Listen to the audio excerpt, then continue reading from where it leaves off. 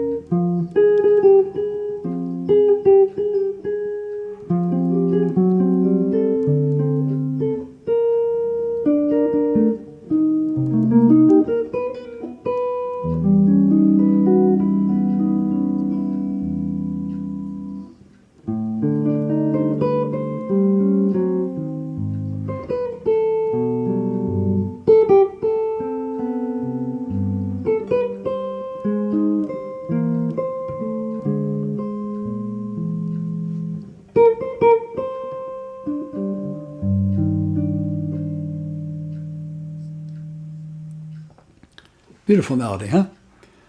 So let me break it down for you. A lot of the voicings I'm using are pretty simple. There are a few chords that look perhaps difficult to play with some stretches.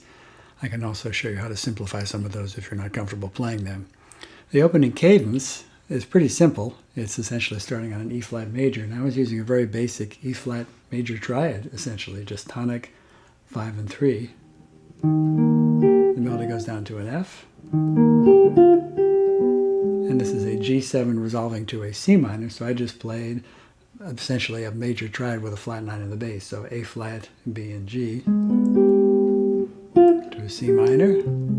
This is a voicing I like that uses 6 and minor 7, major 6, minor 7 together, so we have that minor second interval. So that would be C, A, B flat. So C minor. I'm going to make that into some kind of a C7. It becomes 5 of 2.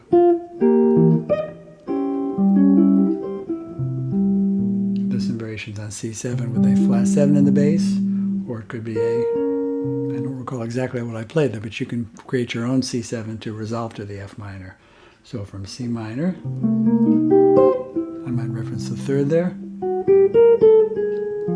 This is an F minor add 9, so this is tonic, 5, 9, and minor third. To a C7.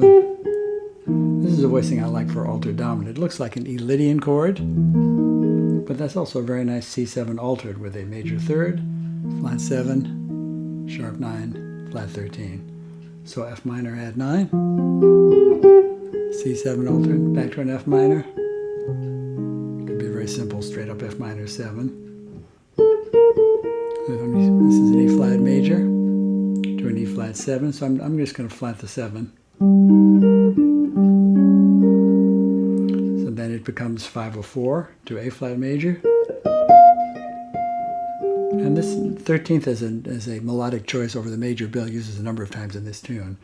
So this is in the key of A flat, tonic, major third, major 7, 13 on top. I'm going to keep that F on top and simply go down, work my notes on the D and G strings down to a G7.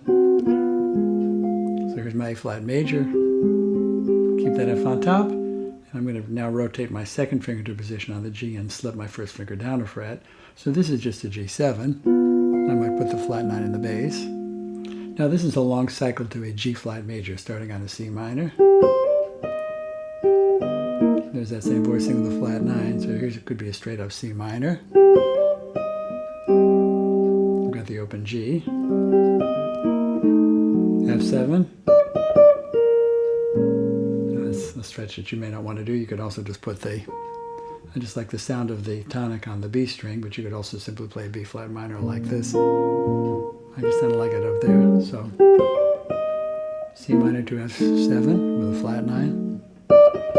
There's my B flat. I'm going to play an A7, make it a tritone to resolve to the A flat. None of that is directly related to the melody, but it's clearly leading us to the A flat minor. So I played an A13 to a sharp 11. That's just tonic, flat 7, sharp 11. Here's an A flat minor, same voicing with a flat 7 and the flat 7 and the major 6.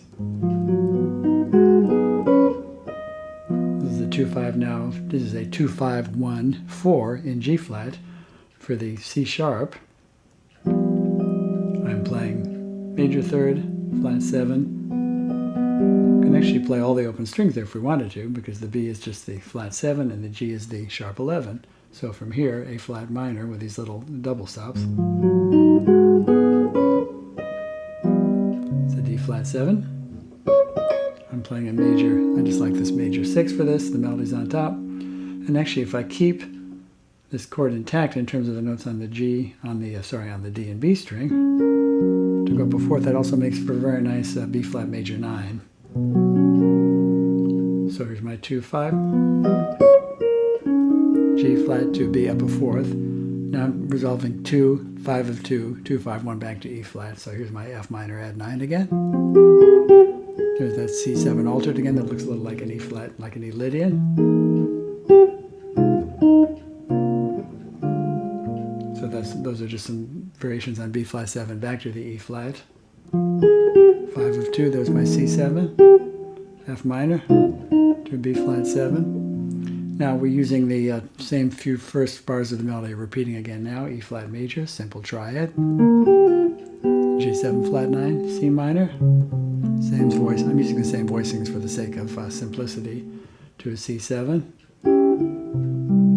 Could be any variation on a straight up C7, or if you wanted to use some tension, could be the augmented 5th, could be the flat 9. Here's my F minor add 9 again. 5 of 2, C7, back to my F minor. Now he changes and he modulates. He goes and plays a D7 here. And that D7 I'm using is one that I like that has both the major 3rd and the 4th. So this has major 3rd, flat 7, the open G string, which is my sus or my 4 in the key of D, and the 5 on top. Here's a G minor that I like. This is the G minor that has both the 9 and the minor 3rd. So it's tonic, 9, 5, minor 3rd, to a C minor. Same voicing. I might play that voicing. Let me just back up a little bit to remember the melody there.